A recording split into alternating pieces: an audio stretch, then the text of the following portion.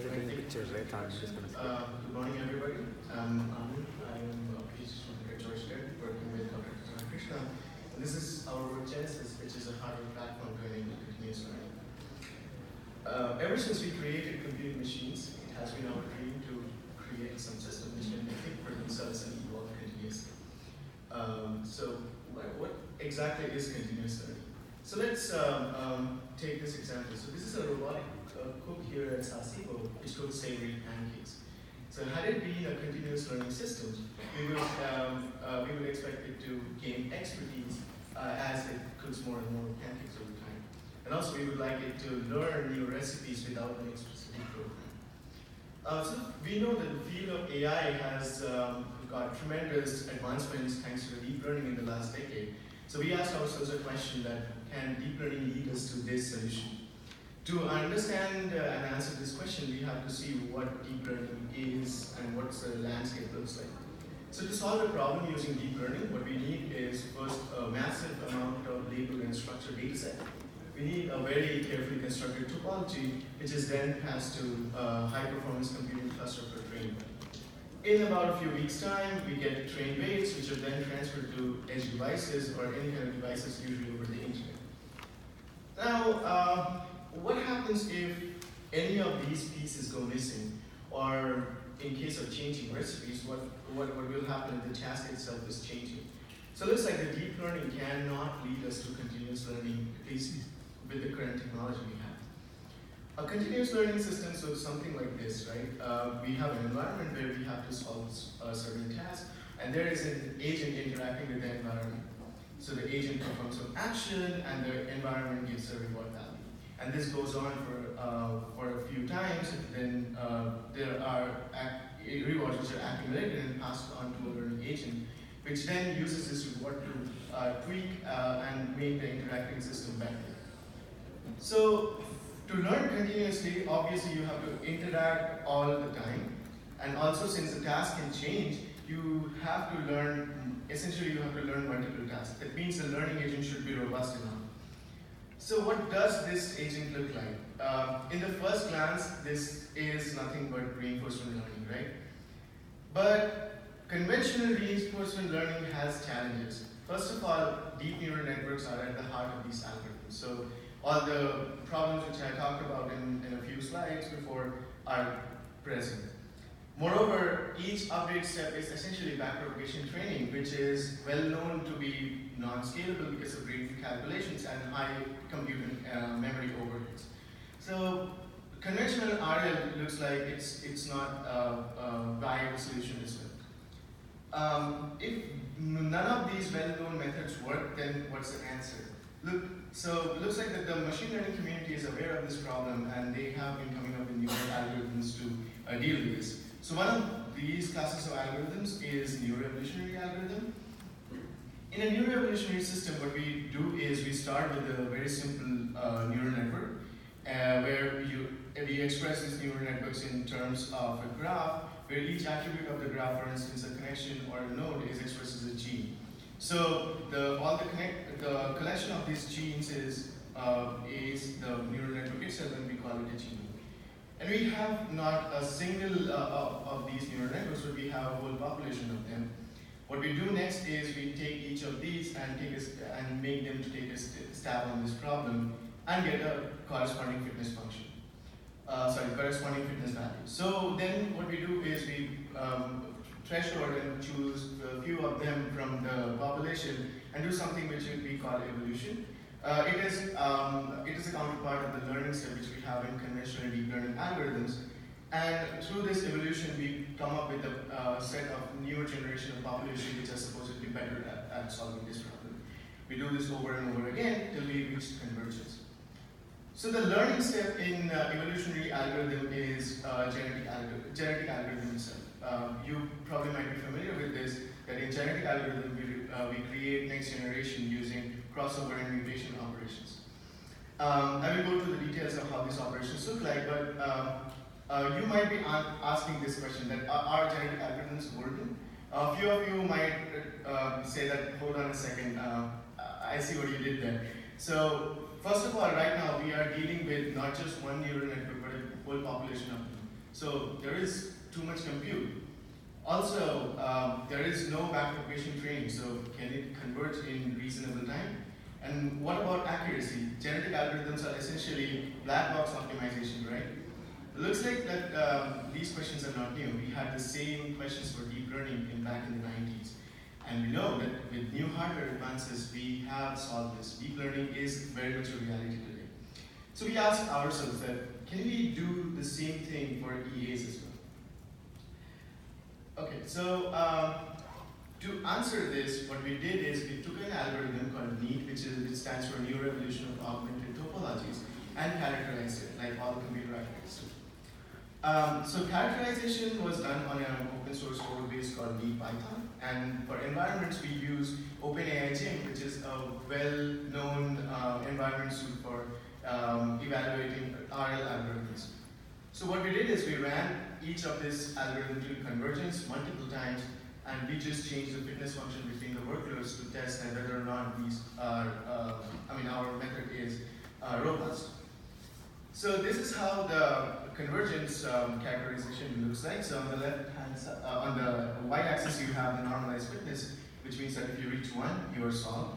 And it shows the progression over generation. So you can see that most of the workloads actually converge within 100 generations. For those which don't, they converge well within 200 generations. So we know that convergence time is bounded now. We wanted to see how many operations are there per generation. So this is a distribution of the operation for different workloads.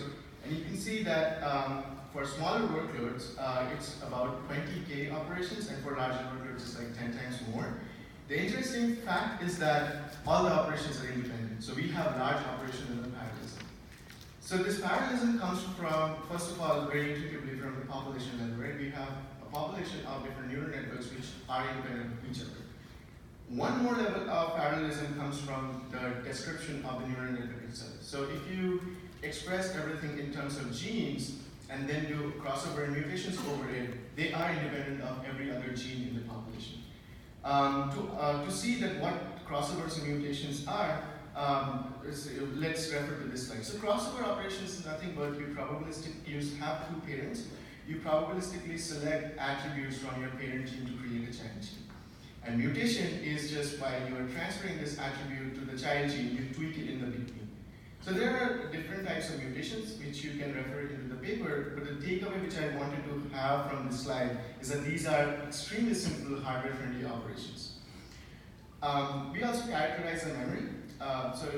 In this slide you can see that in the y-axis you have memory footprint in terms of number of genes, and on the x-axis is obviously generation progression. So you can see that as we progress in the generation, the memory is bounded, it spreads, right, but it's still bounded. We wanted to see what the distribution looks like. So here you can see that for smaller workloads, it's well within 125 KB, but for larger workloads, it is less than 1 MB, which is just very good because now we can fit everything on chip. So to reason about why it is so low as compared to traditional backpropagation training, we have to see what we are storing. So in this case, we are storing only weights and node information, while in backpropagation, we are storing activations, we are storing the gradients for the entire batch and so on and so forth. All right, so this looks pretty promising. We also characterize the opportunity for reuse. So if you're familiar with DNN inference or DNN accelerated design, you know that we exploit the reuse property to save SRAM reads and gain energy efficiency. So we also did it here. And interestingly, over the course of generation, you can see that a parent is very uniformly used 10 to 20 times as we progress. For some of the workloads, it's even more. It's about 80, 90 times, which means that we have yet another opportunity to save energy here. All right. So we know that if we have massive parallelism, we get scalability. So you throw more compute, and you can converge faster. And if we have power efficient implementation, we can deploy more and more compute, which means that we can now target complex problems. So EA gives us parallelism by virtue of gene and population level parallelism, and we get power efficiency because of simple hardware-friendly operations. So this whole study can be condensed down to this fact that if we do a hardware-software co-design for any, we can target a continuous learning problem. So with this motivation and with our results, we created our SoC called Genesys, which, if you remember, has an interacting agent like in continuous learning domain and a learning agent. So the learning agent we have is called the evolution engine. We call it EVE, and it's essentially a large collection of processing elements to exploit the parallelism we just saw. You asked what this processing element looks like. So the processing element is nothing but a 4-stage pipeline having custom hardware units to do crossover and integration operations. In our implementation, we just exploit the population level parallelism. So we pin one child PE to every one child genome to every PE, and since this is a pipeline design, we get one child gene every cycle. More details of the pipeline stages are in our paper. I encourage you to go and take a look. All right. So the next part is the the interaction engine. We call it ADAM. So the interaction engine is pretty straightforward. So it is a very traditional systolic array design with a vectorizer unit. So it looks like that this is, all right, what's the special thing? But the trick lies in how you map compute. So the networks generated by need are not regular DNNs. They are sparse neural networks generated by adding one node or connection over the course of generation. So inference is much more similar to graph processing. But we have population level parallelism. So okay, given that we have a sparse compute for single inference, we can take multiple instances of inferences, compress them together, and then we can map into a traditional hardware like this. So here we just saw that there is an opportunity to just reuse the existing optimized implementation anyways, but there are possibilities of improving this design, which is our future work. All right, so we implemented this design in 50 nanometer NAND gate-free PDK with 256 EVE PEs and 1024 ALD PEs. And this is the post layout diagram. And in the bottom, you can see the area in millimeter square. So our 256 PE design fits snugly within 2.5 millimeter square, which is pretty typical for accelerators. We evaluated Genesys with several configurations of CPU, GPU commodity hardware, exploiting various different levels of parallelism.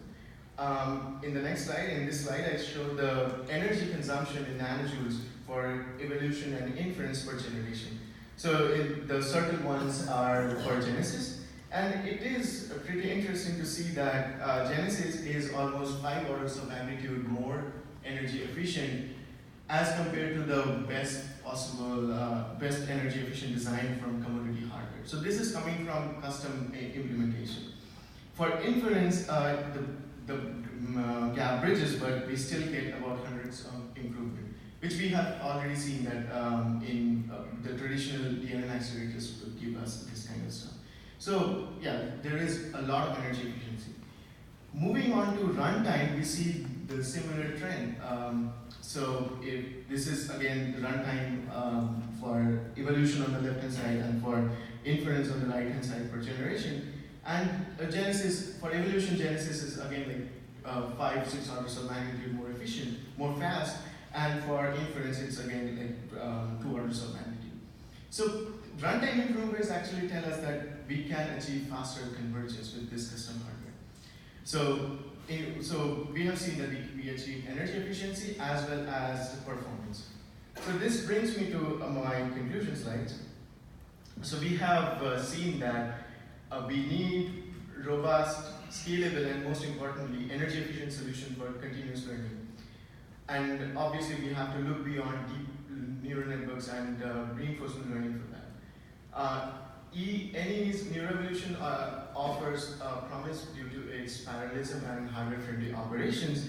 And with exploiting these attributes, if we design a custom hardware like Genesys, we get about 10 orders of magnitude more energy efficiency as well as performance.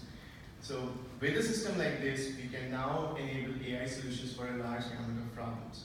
Thank you very much. I can take questions now.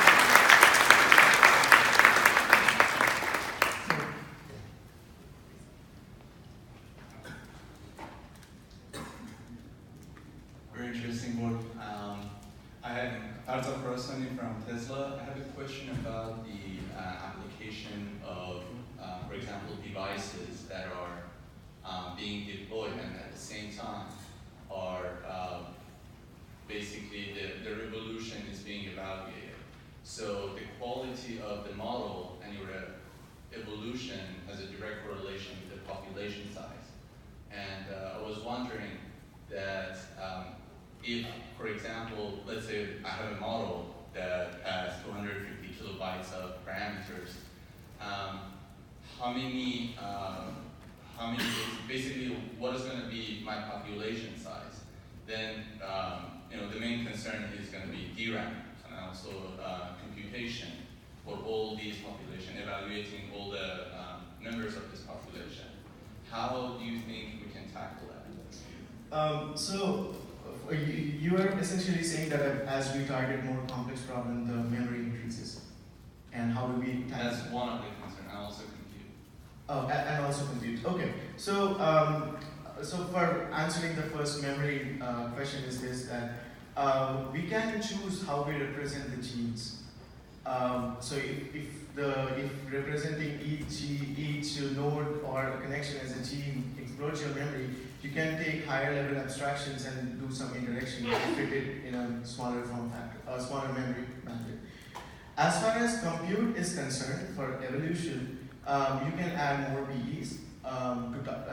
Obviously, you would not design a hardware for every application. You will take a bucket of application and design a hardware for that. So what we have seen that this evolutionary algorithms are embarrassingly parallel because of independence. So just throw more compute to it. I think that would do a trick. Although we have to see that how the compute scales, and as you increase more and more compute, how does the convergence affect? That's something which we have yet to explore. But my answer would be to add more and more of compute elements. For inference, however, it's the DNN route. So if we have custom inference accelerators, like Systology is very good at scaling, maybe something else is very good at scaling for the neural networks generated by evolution. So that's something which we are also exploring right now. But being a hardware engineer, my entire thing is that just throw more compute to a scalable arrangement. The last question. I'm Tanvir from Preferred Network. Hi. So, as you show that you use random number generator for in your EA accelerator. Yes. So in that case, how many random number generator is sharing with P's? Is it only one random number generator, or you have different set of? Okay. So what we in our implementation, what we do is we have a 64-bit XOR ROM in hardware implementation, which is there in NVIDIA GPUs as well. And we are dealing with 1 byte parameters. What we do is we have a sliding window. So you get 64 of them. It means that you are getting 8 random numbers per cycle. And if you just shift the window, you can get different combinations of that. The second question is that, you mentioned the probabilistic function. The hardware is very simple for EA, but the probabilistic function is not that simple. So in that case, how you come up with some? What do you mean by probabilistic? You have to have some kind of probability function to So so probabilities are configurations. So before you start evolving, you put those probabilities as input. They're registered. So if I can go back in my slides.